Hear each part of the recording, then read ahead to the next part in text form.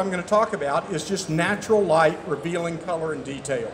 So it's a situation like this where your subject is lit strictly by the sun, as opposed to a silhouette. Here, well, actually, this is one that's just natural light. Here you've got strobe light only, and there are times that are really the hardest, which is using and balancing strobe light and sunlight. But today, for our few minutes, we're going to talk about natural light scenes where you're trying to reveal color or detail in your subject. And this might seem like kind of a crazy idea to say, look, here's what you want to do. You want to be in real shallow water near the surface on a sunny day. And you would think, well, any photographer knows that, and I've got to go where the animal goes. What do you know, it'd be nice to stay here. But the truth is, over the years, I watch people out of enthusiasm swim at animals and chase them down into the water. And as soon as animals go deeper, big animals especially, they're hard to light because our strobes can't light them all. You don't have the coverage. So the ideal situation to get yourself in to work at is to be in shallow water on a sunny day.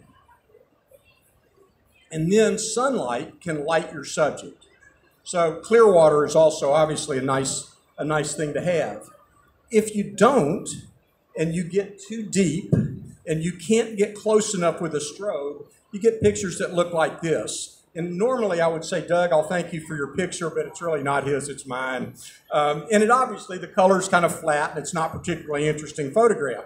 So, and the reason is you're just too deep and you've lost the light, or I was too deep and lost the light. So you want to use the sun and watercolor to your advantage. And I'll show you what I mean by that. Is you want your subject illuminated by sunlight. This may sound like a crazy idea, but if I'm jumping off a boat with big animals, one of the first things I say to myself, and last things as I get in the water, is get on the sunny side of the animal. And I think about that before shooting, not while I'm editing and thinking, geez, I wish I'd gotten on the other side. So you try to position a boat, or you try to position yourself, or you try to swim to that side. So as I get off the boat, or even when I'm diving, I always want to know where the sun is, relative to me, relative to my subject.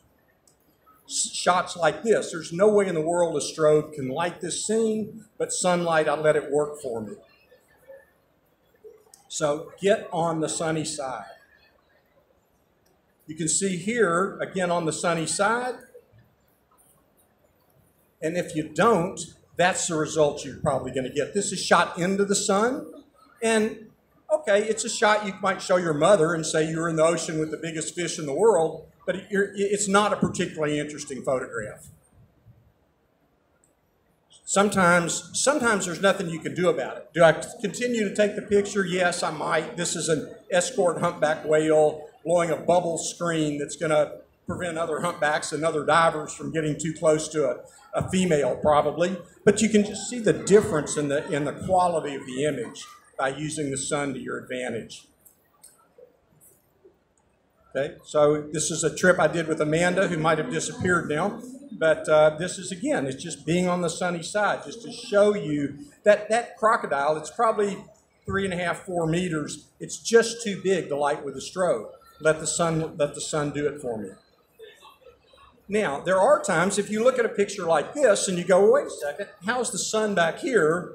And I've gotten this kind of light on a foreground subject. I had to use a strobe to do that. And using a strobe, I'm saying it's possible. It's another exposure scenario, but it sure slows you down in the water. It's just bigger. It's harder to get off the boat. It's harder to swim with. There's more resistance. I'd much rather be able to be on that sunny side of the animal. But if you're not, again, that's the picture you get.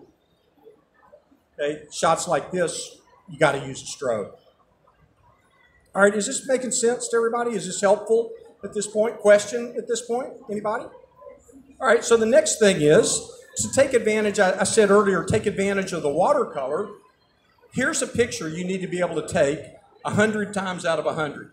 This is not a matter of luck. When you get in, you take a light meter reading on the water so that you can properly expose the scene.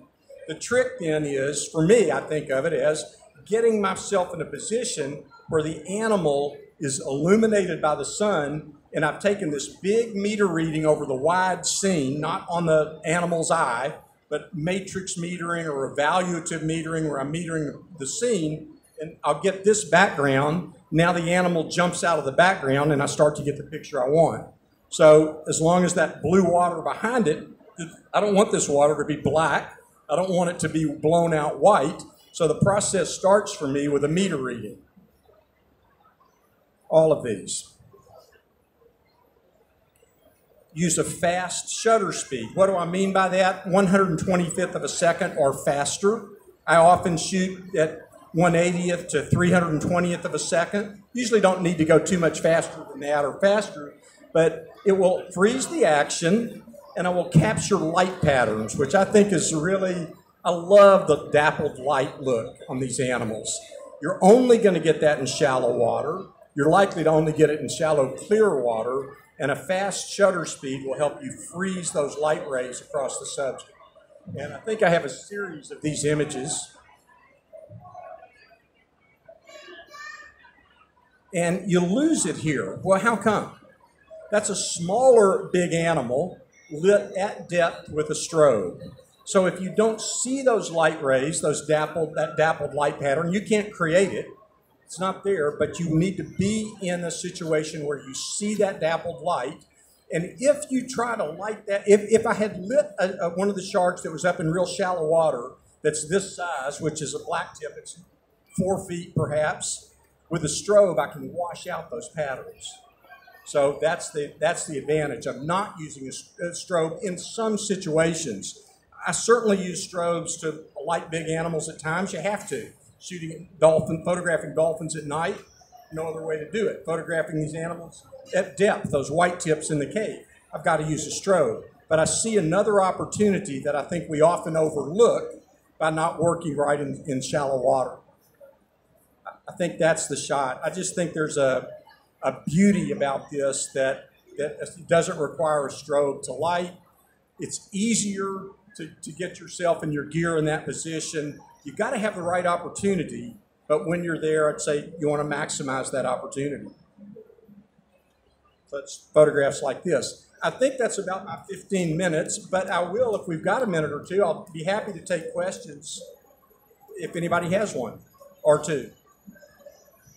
Don't be bashful. We're here to ask about anything. It's okay. There we go.